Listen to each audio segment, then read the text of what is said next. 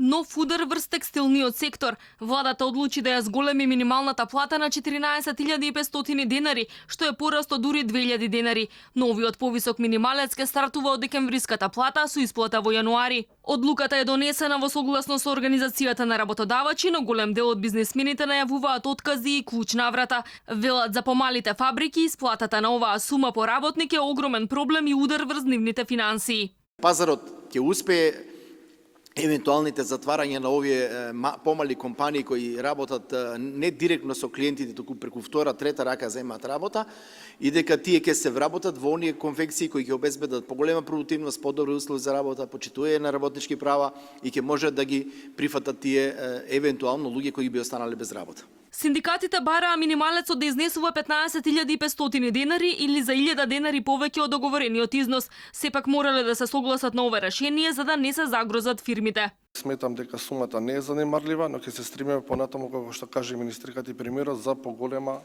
не само минимална плата, туку и сразмерно зголемување на другите плати.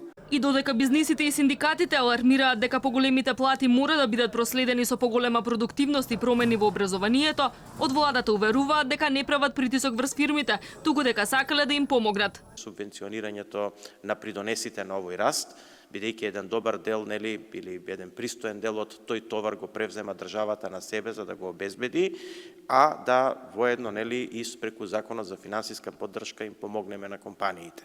Минималецот ке значи повисоки плати за 90.000 граѓани. Предизборно оваа влада вети минимална плата од 16.000 и просечна плата од 30.000 денари.